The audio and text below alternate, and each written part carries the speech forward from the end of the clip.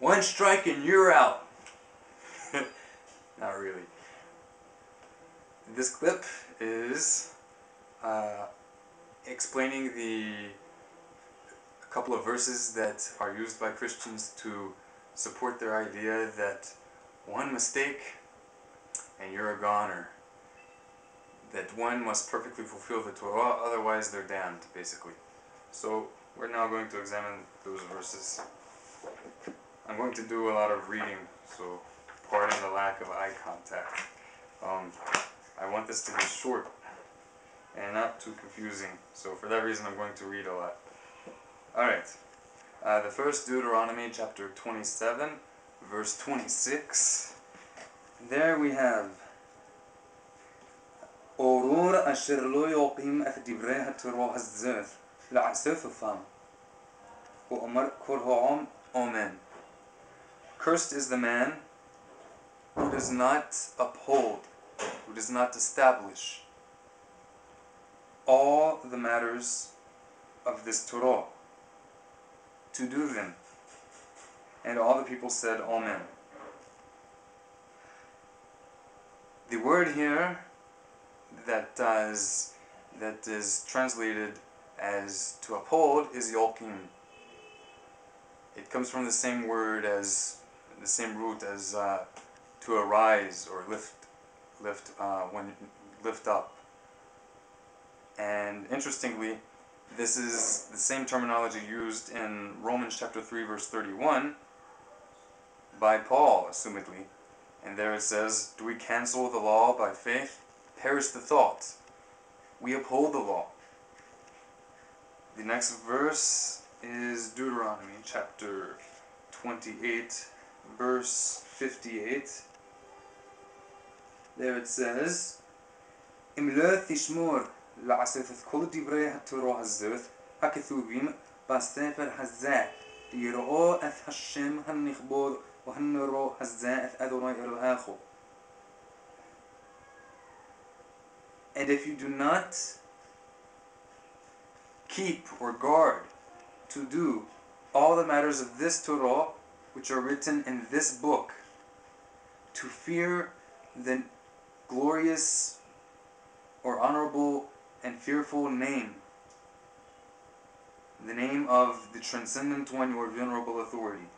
وَهِفْلَوْ أَذْنُوِي أَثْمَكِثَخُ وَأَثْمَكُثْ زَرْعَاخُ مَكُثْ بِذَلُوث وَنَأَمُونُث وَحَرَوِيم رَعِيم وَنَأَمُونِيم. If you do not guard or keep, to be careful to uphold all the matters of this Torah, then sicknesses and plagues of every type will come upon you and upon your children. Interesting. Could this be a basis for Isaiah 53's reference to a man of sickness? One who is stricken. Anyway, to stay on track. These two verses, Deuteronomy chapter 27 verse 26 and Deuteronomy chapter 28 verse 58, neither of them simply say, if you don't do these commandments. Each of them predicates the doing of these commandments, all the commandments, with a word. Chapter 27 verse 26 predicates the doing with yokim, that he will uphold. And 28 verse 58 predicates it with that he will do, lishmor, that he will keep or guard. These are prerequisites to doing the commandments. First, you establish or uphold the commandments in your heart, in your mind. You guard them in your heart and your mind. And this will result in action given the opportunity.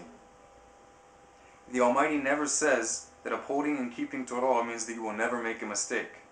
To the contrary, the Torah is filled with acknowledgement that this will happen. Indeed, it is true that we are commanded to do the commandments. But unintentional and mistaken or forced violation of a command doesn't mean one isn't keeping the commandment. It's possible to keep, guard, cherish, to uphold a thing without actually doing the thing. Does not a mother guard and protect her child and sustain her child? That doesn't mean she's actually doing the child's actions necessarily. But of course, if she were able to do the actions for her child, to protect her child, she would, if she cares for her child. Only trying to emphasize the fact that upholding and guarding, keeping, are not exactly the same as doing. In fact, if one does an action which happens to be one of the commandments, but he's not guarding it in his heart, upholding it in his mind and heart, then it's not fulfilling a commandment whatsoever. He just happens to be doing an action which is parallel to the commandment.